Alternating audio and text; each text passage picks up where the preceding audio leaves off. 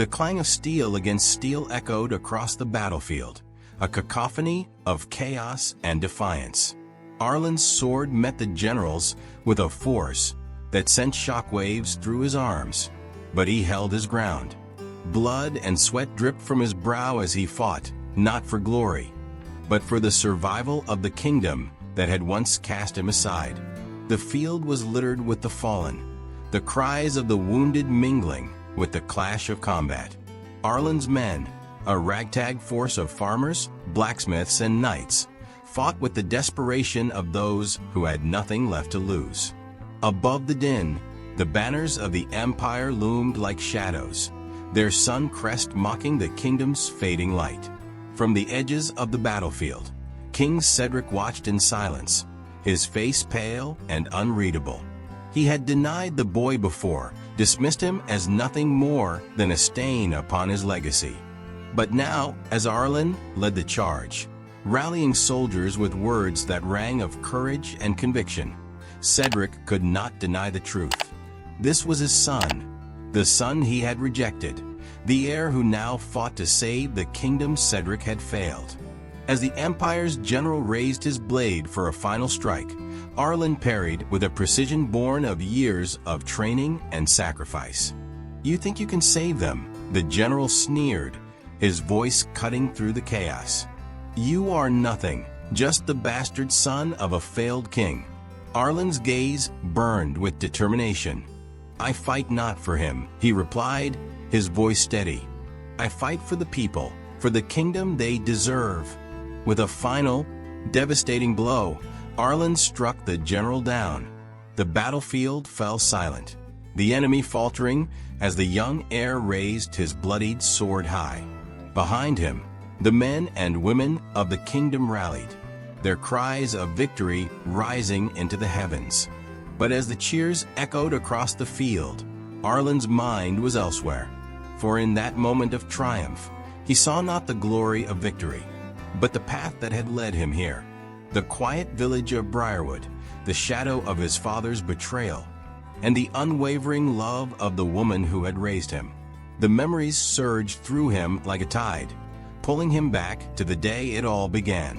The day a wandering lord with promises of love and devotion changed the course of his mother's life forever. The village of Briarwood lay nestled at the foot of misty hills, where cobblestone paths wove through thatched cottages, and the scent of freshly baked bread mingled with the earthy aroma of dew-kissed grass. At dawn, the marketplace stirred with life as merchants arranged their wares and farmers guided their livestock to pasture. Amid this bustle lived Alara, a young healer whose presence brought solace to all who sought her aid. Alara's hands were calloused from years of gathering herbs in the wild forests beyond the village. Her amber eyes held a kindness that seemed to pierce through the most hardened of souls. Though her life was modest, her heart brimmed with contentment, for she found purpose in mending wounds and easing the ailments of her neighbors. One fateful morning, as Alara prepared poultices in her small cottage, word spread through the village of a nobleman's arrival. The villagers whispered of Lord Cedric, the handsome and ambitious younger brother to the king, who was rumored to be passing through on a journey to the capital. His reputation preceded him, a man of charm and cunning, but one whose promises were as fleeting as the spring breeze. As the sun climbed higher, Cedric rode into Briarwood on a gleaming steed, his retinue of knights and servants trailing behind. His polished armor caught the sunlight, and his confident smile disarmed the wary villagers who gathered to greet him. Among them stood Alara, drawn by curiosity and an unspoken sense of foreboding. Cedric's gaze swept over the crowd, landing on Alara. There was an air of intrigue about her, a quiet beauty untouched by the pretensions of courtly life. He dismounted, his boots crunching against the gravel, and approached her with an ease that belied his noble bearing. "Are you the healer of this village?" he asked, his voice smooth and rich. Alara dipped her head respectfully, her fingers clutching the edge of her apron. "I am, my lord. How may I serve you?" Cedric's smile widened, a flicker of mischief in his eyes. "Your reputation precedes you, maiden. They say your touch is as soothing as the cool streams of these hills. Perhaps I might trouble you for some of your remedies." Though wary of his silver tongue, Alara led Cedric to her cottage, where he feigned interest in her collection of herbs and tinctures. He lingered, his charm weaving a spell that left Alara caught between awe and suspicion. Over the course of his visit, Cedric made it his mission to draw her out, asking about her life, her work, and her dreams. Days turned into weeks, and Cedric found excuses to extend his stay in Briarwood. He courted Alara with a fervor that set tongues wagging among the villagers. Despite her initial reservations, Alara found herself yielding to his attentions. Cedric spoke of a future together, of lifting her from her modest life to stand beside him as his wife. "Alara," he whispered one evening as they walked beneath the canopy of ancient oaks, "you are unlike anyone I have ever known. The simplicity of this village could never contain the brilliance of your soul. Come with me to the capital, and I shall make you the envy of queens." Her heart swelled with conflicting emotions, joy, doubt, and a quiet fear she could not name. "My lord," she replied, her voice trembling, "I am but a healer, a simple woman. What place could I have in your world?" Cedric took her hands in his gaze piercing. "The world will be what we make of it, my love. With you by my side, there is nothing we cannot achieve." It was a promise spoken with the conviction of a man who believed his own lies. Cedric saw her as a fleeting indulgence, a jewel to be admired but never treasured. Yet Alara, blinded by love, clung to his words as if they were a lifeline. As the days waned, Cedric announced his departure. "I must return to my duties," he said, his tone laced with regret. "But know this, Alara, my heart remains with you." He left her with a kiss, a token of his supposed devotion. Alara watched him ride away, her heart heavy yet hopeful, unaware that his promises were as hollow as the autumn wind. When the village resumed its quiet rhythm, Alara immersed herself in her work, cherishing the memory of Cedric's affection. Yet, deep within her, a seed of doubt had been planted, a whisper that perhaps his words were too perfect, his gaze too fleeting. That doubt would soon grow, and with it, the first tremors of a storm that would change her life forever. As the leaves of autumn turned to gold, and the chill of winter began to settle over Briarwood, Alara found herself carrying a secret that both thrilled and terrified her. In the stillness of her cottage, she placed her trembling hands over her stomach, feeling the faint flutter of life within. A child. Cedric's child. The memory of his promises swirled in her mind like the echoes of a distant melody, and though doubt lingered, she chose to believe in his sincerity. Surely, he would honor his word. Determined to share the news, Alara left Briarwood and journeyed to the capital, a place she had only ever heard of in tales. The road was long and treacherous, winding through dense forests and over rugged hills. The bustling city that awaited her was unlike anything she had imagined. Towering spires pierced the sky, markets buzzed with merchants shouting their wares, and the air was heavy with the scent of smoke and spices. Alara felt a pang of unease as she made her way to the grand castle, her simple dress and humble demeanor drawing curious glances from passers-by. At the castle gates, she was met with suspicion by the guards. "What business do you have here, peasant?" one of them barked, his hand resting on the hilt of his sword. "I bring news for Lord Cedric," Alara replied, her voice steady despite the hammering of her heart. "Please, let him know that Alara of Briarwood seeks an audience." The guards exchanged a glance, their expression skeptical, but one of them relented and disappeared into the castle. Minutes felt like hours as Alara waited, clutching her shawl tightly against the cold. Finally, the guard returned, his face twisted in disdain.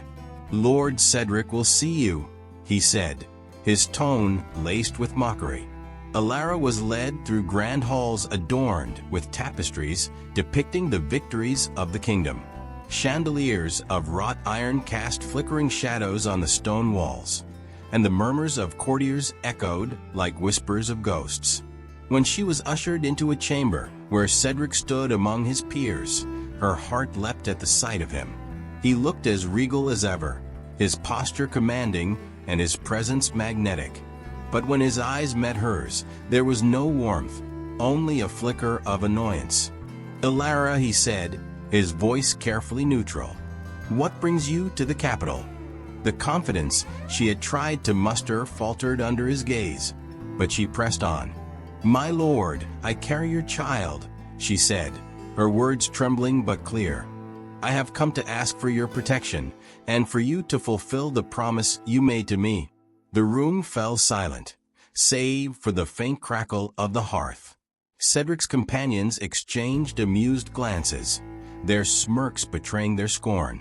Cedric himself stiffened, his expression unreadable for a moment before it hardened into a mask of indifference. "You must be mistaken," he said, his voice cold and clipped. "I made no such promise." Alara's breath caught, and she took a step forward, her hands clenched at her sides. "Please, my lord," she implored. "You spoke of a future together, of love." "Enough."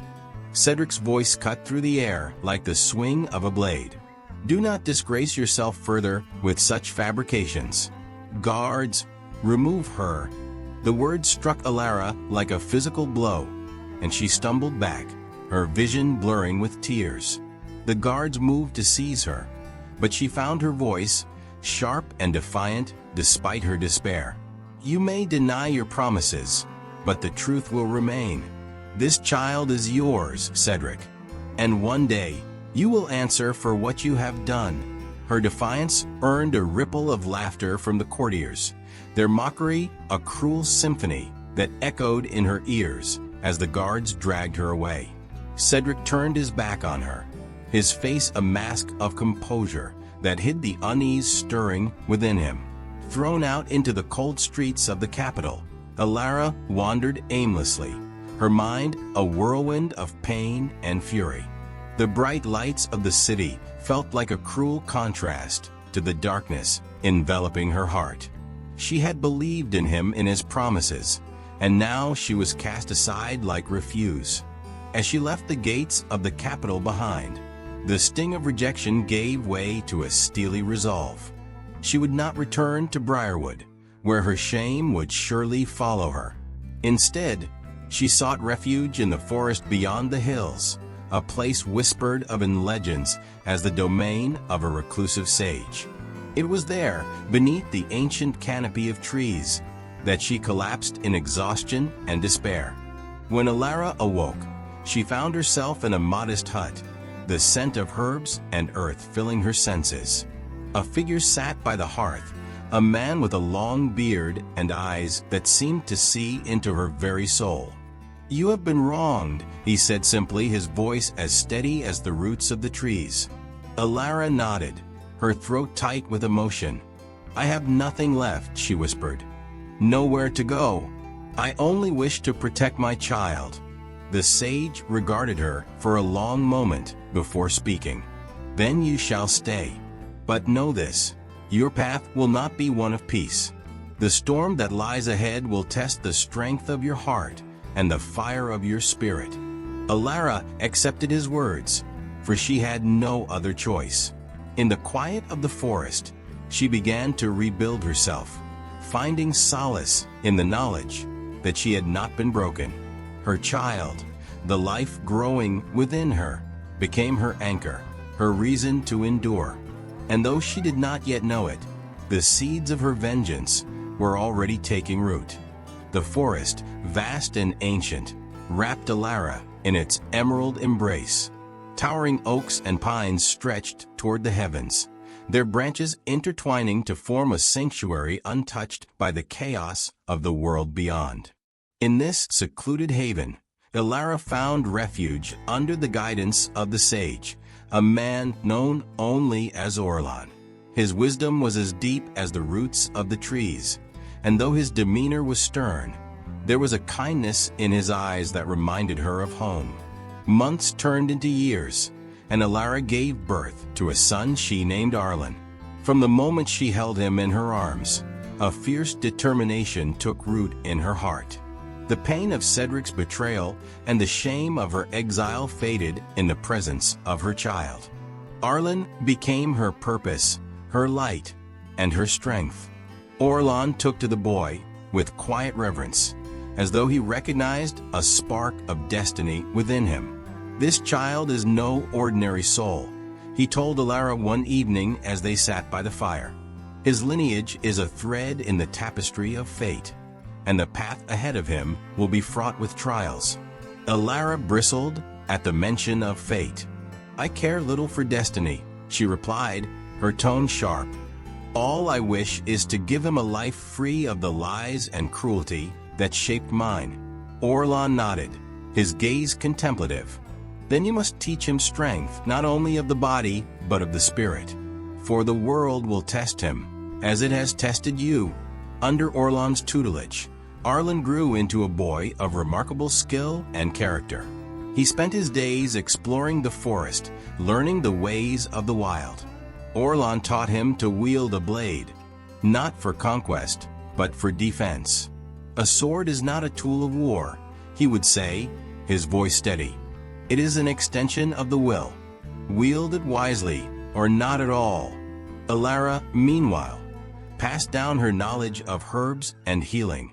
Arlan's hands, though strong, grew deft and gentle under her instruction. He would sit for hours beside her, grinding leaves into paste or stitching together makeshift bandages. "Every warrior needs a healer," Ilara told him with a smile. "And every healer must understand the pain they seek to mend." Though the forest became their sanctuary, the world beyond it was never far from Ilara's thoughts. News of the kingdom's troubles occasionally reached their secluded haven, of Cedric's mounting debts, of unrest among the nobles, and of a neighboring empire preparing for war. Ilara listened but said nothing, her silence a veil over the simmering anger that still burned within her. Arlan often asked about his father, for he sensed the weight of an untold story in his mother's eyes. "Was he a great man?" he asked one evening as they sat by the fire, the stars visible through the gaps in the canopy above. Ilara's hands stilled over the embroidery she had been working on. She chose her words carefully, her voice steady despite the ache in her chest. "Your father was a man of great power, but power does not make one great. It is the choices we make that define us, and his choices." She paused, the words catching in her throat. His choices were his own. Arlan frowned, but did not press further. He had learned to recognize when his mother's heart was heavy and knew better than to pry. Instead, he focused on his training, determined to live up to the unspoken expectations that seemed to surround him. As the years passed, Arlan's talents grew undeniable. He could outpace the swiftest deer, strike down a tree limb with a single swing of his blade, and track the faintest trail through the underbrush. Yet, it was his compassion that set him apart. Whether nursing an injured bird back to health or helping Ilara tend to the wounded travelers who occasionally sought shelter in the forest, Arlan's heart shone with the same kindness that defined his mother. One fateful day, a traveler arrived at their doorstep, his face gaunt and his clothes tattered. He spoke of a looming war, of Cedric's faltering leadership, and of an empire poised to strike at the heart of the kingdom.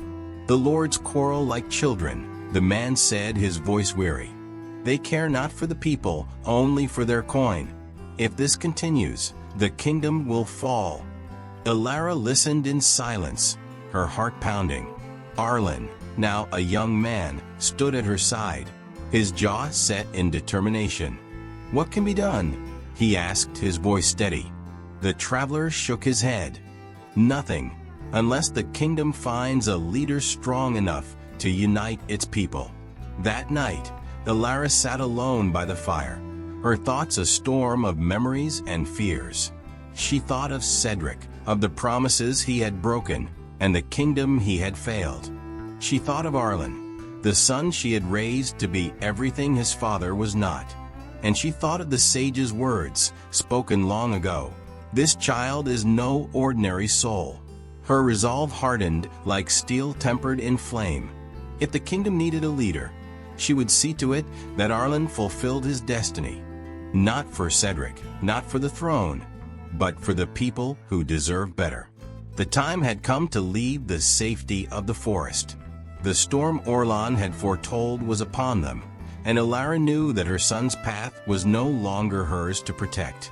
It was his to forge. The village of Briarwood had grown quiet over the years, its fields barren and its streets shrouded in an uneasy stillness. The laughter of children had faded, replaced by the murmurs of worry and despair. The kingdom, once a beacon of prosperity, now teetered on the brink of collapse. News of raids by the neighboring empire, bitter feuds among the nobles, and Cedric's mismanagement spread like wildfire, filling the air with a palpable sense of dread.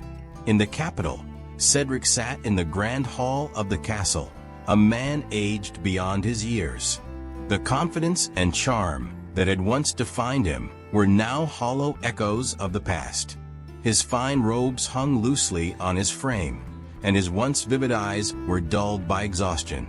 The weight of the crown he had inherited in his brother's absence pressed heavily upon him. Yet it was not the crown's physical weight that burdened Cedric, but the collective scorn of his court and the people who now whispered his name with contempt. "Your Grace," one of his advisors began hesitantly, "the situation grows dire. Our coffers are nearly empty, and the Empire's forces have advanced beyond the eastern border. The nobles refuse to send reinforcements unless they are promised greater lands in return." Cedric clenched his fists, his voice sharp as a blade. "They seek to profit from the kingdom's ruin? These are the men who claim to serve the throne." Another advisor, an older man with a deeply furrowed brow, spoke cautiously. "The people grow restless, my lord. They speak of rebellion. If we cannot unite the nobles and defend our borders, we may not survive the winter." The room fell into a heavy silence, broken only by the faint crackle of the hearth. Cedric stood abruptly, his voice laced with frustration. "I will not grovel before those who call themselves my allies. If they will not fight for their kingdom, then let them reap the consequences of their cowardice." But even as he spoke, a flicker of doubt crossed Cedric's mind. He knew the truth he refused to voice aloud. His failure to lead had sown the seeds of the kingdom's demise. Far from the capital, in the shadow of the forest where Alara and Arlan had made their home, the signs of the kingdom's crisis became impossible to ignore. Smoke from distant villages blackened the horizon, and desperate travelers passed through the woods with tales of marauding soldiers and famine. The forest, once a sanctuary, was now encroached upon by the chaos of a collapsing realm. One evening, as the sun dipped below the horizon, a weary knight arrived at the edge of the forest. His armor was battered, and his face bore the scars of countless battles. He staggered toward the clearing where Arlan was practicing with his sword, his breath ragged. "Help, please," the knight managed before collapsing to the ground. Arlan rushed to the man's side, his mother close behind. Together, they carried him into their humble dwelling, where Alara set to work cleaning his wounds and preparing a tonic to ease his pain. It was only after the knight regained consciousness that he revealed the grim truth. "The Empire's forces marched toward the capital," he rasped, his voice thick with despair. "They have already taken the eastern strongholds. The nobles bicker among themselves, unwilling to unite. And the king has lost the will to fight." Arlan's jaw tightened, his knuckles widening as he gripped the hilt of his blade. If the nobles will not defend the kingdom, then who will? Are we to let our lands fall to ruin while they sit idle in their castles? The knight's gaze shifted to Arlan, his expression a mixture of weariness and hope. There are whispers, my boy. Whispers of a leader, someone who could rally the people, someone who could restore the kingdom's honor. Alara's heart clenched as the knight's words hung in the air. She knew what he was suggesting, and she felt the weight of the decision pressing upon her like a mountain. She had fought to shield Arlan from the world's cruelty, to give him a life free of the burdens she had endured. But now, the world was calling for him, and she could not ignore the truth she had long known.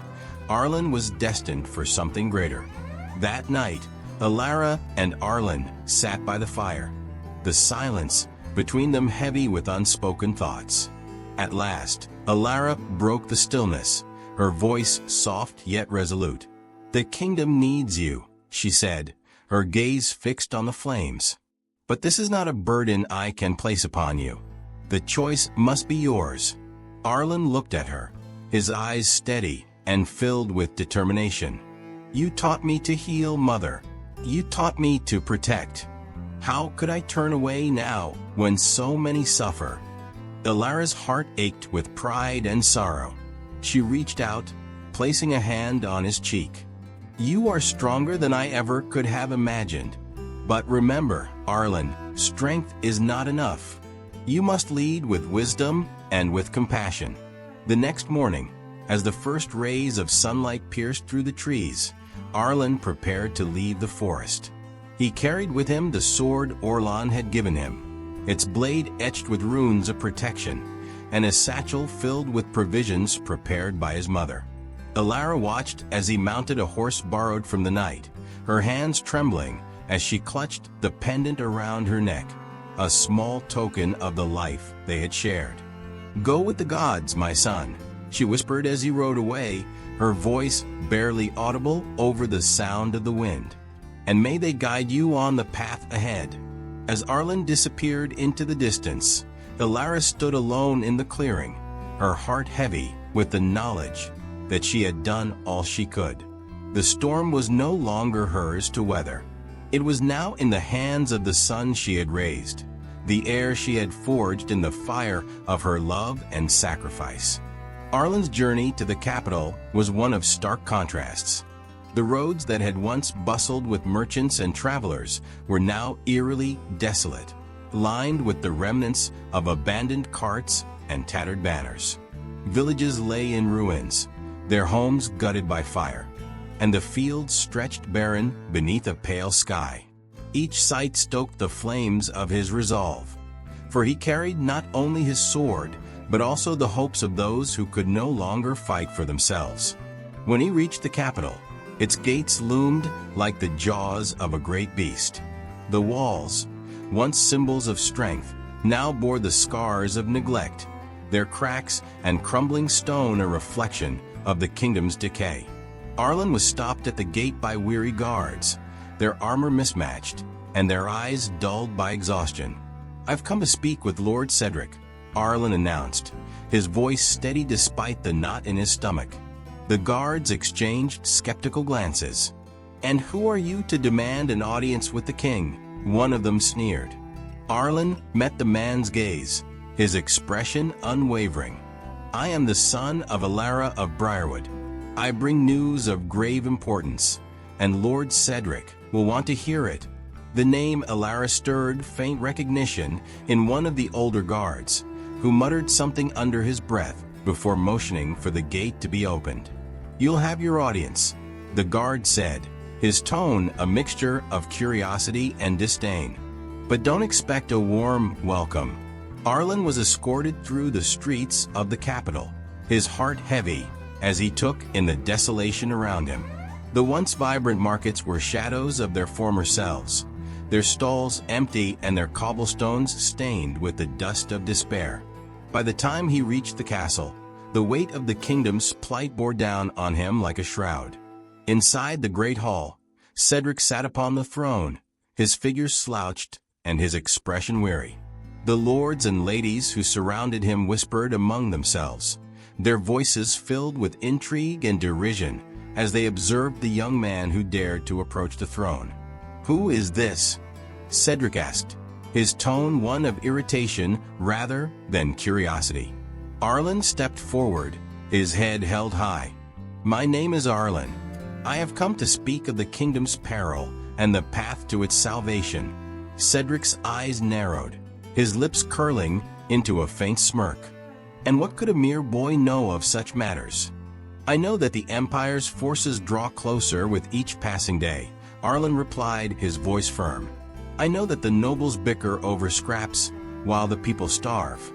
And I know that without a leader strong enough to unite the kingdom, we are doomed." The hall fell silent, the weight of Arlan's words hanging in the air like a storm cloud. Cedric leaned forward, his gaze scrutinizing the young man before him. "And what makes you think you have the right to stand here and lecture me about leadership?"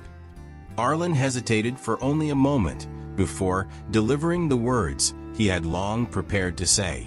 "Because I am your son," gasps rippled through the hall, the whispers of the courtiers swelling into a cacophony of disbelief and speculation. Cedric froze, his expression shifting from shock to disbelief, and then to anger. "This is absurd," he said, his voice rising. "I have no son." Arlan's jaw tightened, and he reached into the satchel at his side, pulling forth a pendant that Alara had given him before his departure. It was a simple token, a silver medallion etched with a sigil of Cedric's house, a keepsake she had kept all these years as proof of her story. "She gave this to me," Arlan said, his voice steady despite the tumult around him. "She told me of your promises, of the future you spoke of. She told me of your betrayal." Cedric's face paled, the sight of the pendant dredging up memories he had long buried beneath layers of denial. The courtiers' whispers grew louder, their words dripping with scandal and intrigue. "You dare to bring such lies into my hall?" Cedric bellowed, though his voice lacked the conviction it once held.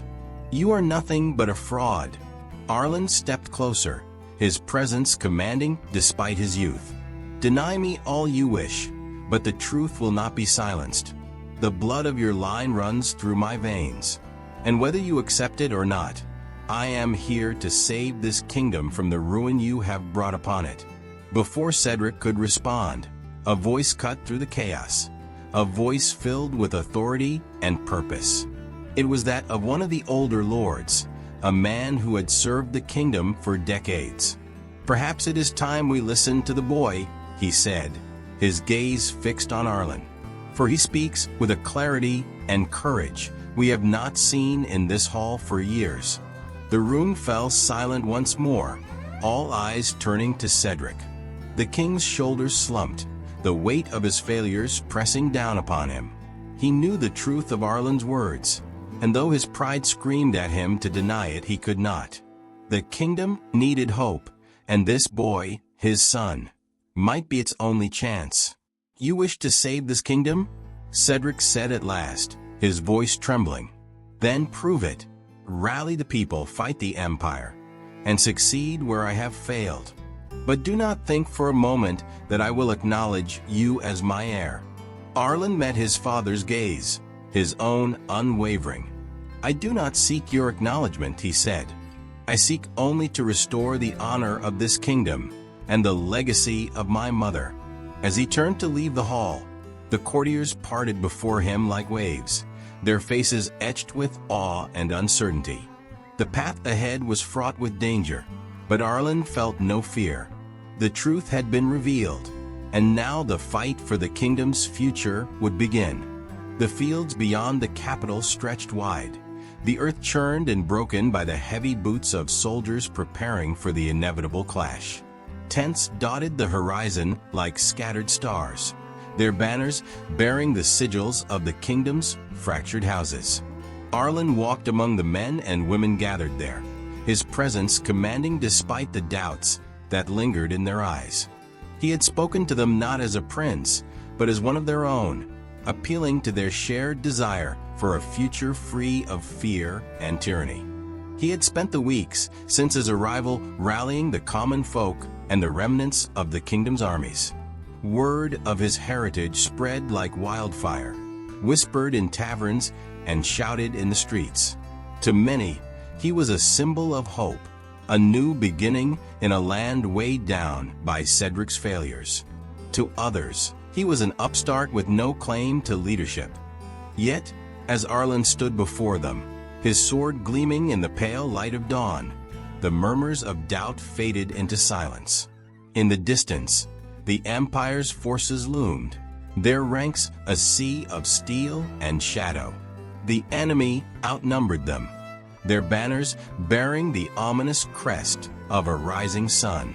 The Empire's general, a towering figure clad in dark armor, rode along the front line, his voice carrying across the battlefield like the toll of a bell. "Lay down your arms," he called, his tone as cold as the winter wind. "Kneel before the might of the Empire, and your lives will be spared. Resist, and you will be swept aside like the ash of a dying fire." Arlan stepped forward, his gaze steady as he faced the enemy. "We kneel to no tyrant," he replied, his voice ringing clear and strong. "This is our land, our home, and we will defend it with every breath." The soldiers behind him erupted in a cheer, their spirits bolstered by his defiance. Arlan turned to face them, his eyes scanning the crowd. He saw farmers clutching pitchforks, blacksmiths wielding hammers, and knights who had traded their gilded armor for the worn steel of necessity. Each face bore the weight of their shared struggle, and Arlan knew the burden that rested on his shoulders. "My friends," he began, his voice steady despite the storm raging within him. "We stand here today not for glory, not for riches, but for the right to live as free men and women. The enemy before us seeks to crush that freedom, to chain us to their will. But we are more than the sum of their conquests. We are a kingdom, bound by our shared hope for a brighter future. Let them come. Let them see the strength of a people united." The roar of the crowd was deafening, their resolve ignited by his words. As the sun rose, bathing the battlefield in its golden light, the two armies charged toward one another, their war cries tearing through the stillness. The clash was brutal and unrelenting. Arlan fought at the forefront, his sword a blur of silver as it met the enemy's blades. He moved with a precision and ferocity that belied his youth, each strike guided by the lessons imparted by Arlan and the memories of his mother's sacrifices. Around him, the kingdom's forces fought with a desperation born of love for their homeland, their unity transforming them into an unbreakable tide. Amid the chaos, Arlan caught sight of the Empire's general, his dark armor gleaming like obsidian. The man moved through the battlefield with ruthless efficiency, his strikes cutting down all who dared to face him. Arlan knew that the tide of the battle hinged on this man's fall.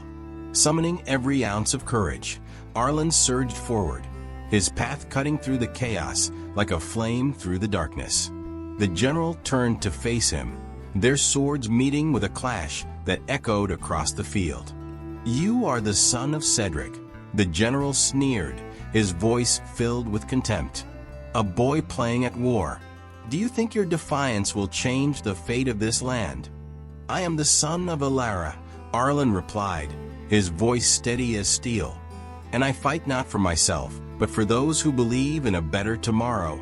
Their duel was a symphony of violence and skill, each strike and parry a testament to their determination. Arlan's blade found its mark, slashing through the seams of the general's armor. With a final, devastating blow, the man fell, his weapon clattering to the ground. The Empire's forces faltered, their morale shattered by the loss of their leader. Arlan raised his sword high, its bloodied edge gleaming in the sunlight. "This is our land," he shouted, his voice carrying across the battlefield. "And we will not fall." The kingdom's forces surged forward, their unity driving the enemy into retreat. The battlefield fell silent as the last of the Empire's soldiers fled, leaving behind the wreckage of their defeat. As the sun dipped below the horizon, casting the battlefield in hues of amber and crimson, Arlan stood among his people, his chest heaving with exhaustion. The cost of their victory was etched into the earth and the faces of those who had survived. Yet, in their eyes, he saw the flicker of hope for a future rebuilt upon the ashes of their pain. Alara arrived on the battlefield as the first stars began to the sky, her presence a balm to her son's weary soul. She embraced him, her arms a shield against the storm that had passed. "You have done more than I ever dared to dream," she said, her voice filled with pride. "You have given this kingdom a chance to rise again." Arlan looked at her, his gaze steady despite the tears that welled in his eyes. "I could not have done it without you, Mother. You taught me what it means to fight, not with hatred but with love." The kingdom's people gathered around them, their cheers rising into the night like a hymn. Cedric watched from afar, his face a mask of regret and longing. For the first time, he saw in Arlan not a challenge to his pride, but the embodiment of what he could have been. Though Cedric would never reclaim his throne, he found solace in the knowledge that his son had become the leader the kingdom needed. And as Arlan stood among his people, the crown of victory upon his brow, the kingdom's future burned bright, a beacon in the darkness of their shared history. Years had passed since the Battle of the Crimson Fields, and the kingdom of Alden had begun to heal. The scars of war still marked its land and people, but in their place grew a newfound strength, a resolve to rebuild what had been broken and to create a realm founded on unity and compassion. Arlan now ruled as a king, not by the decree of bloodline, but by the will of the people. His throne was a simple seat carved from oak, symbolic of the humility with which he carried his crown. Under his leadership, the kingdom flourished. Roads were repaired, markets thrived once more, and the villages that had been reduced to ash now teemed with life and laughter. Arlan's court was open to all, and he sought counsel not only from the noble houses, but from farmers, blacksmiths, and scholars alike. Alara lived to see the fruits of her sacrifice. She had chosen to remain in the village of Briarwood, where she continued her work as a healer. Though her hands had grown frail with age, her spirit remained unyielding. The villagers often spoke of her with reverence, calling her the Mother of the Kingdom, a title she accepted with quiet grace. Arlan visited her often, riding alone through the fields that now stretched green and golden under the sun. Their reunions were filled with warmth and quiet conversation, their bond as strong as ever. "You built this kingdom," he would tell her, his voice filled with gratitude. "Every stone laid, every heart mended, it is your legacy." "And yours," she would reply, her eyes shining with pride. "It was always yours to shape." Even Cedric, now a shadow of the man he once was, found a measure of peace in his exile. Stripped of his titles and lands, he had chosen a life of quiet reflection. He often wandered the countryside, offering what wisdom he could to those who would listen. Though he remained estranged from Alara and Arlan, he carried their memory like a bittersweet melody, a reminder of what he had lost and what they had gained. The kingdom of Alden became a symbol of hope for its neighbors, its strength rooted not in armies or wealth, but in the resilience of its people. Songs were sung of the young king who had risen from exile to unite a fractured land, and tales of Alara's unwavering love and sacrifice were told around hearths for generations. On the anniversary of their victory, Arlan stood upon the castle's highest tower, gazing out at the land bathed in the golden light of dawn. Beside him was a child, a boy with bright eyes and a curious smile, his hand clutching the hilt of a wooden sword. "Will I be king someday?" the boy asked, his voice filled with wonder. Arlan knelt beside him, placing a hand on his shoulder. A king is not made by birth, but by the choices he makes, he said. When your time comes, remember that strength comes not from the sword you wield, but from the love you carry in your heart. As the sun rose higher, casting its warmth across the kingdom, Arlan felt a deep sense of peace. The past, with all its pain and trials, had given way to a future filled with promise. And though the road ahead would not always be easy, he knew that the kingdom of Alden would endure, its foundations unshakable, its people united by the legacy of those who had fought to save it.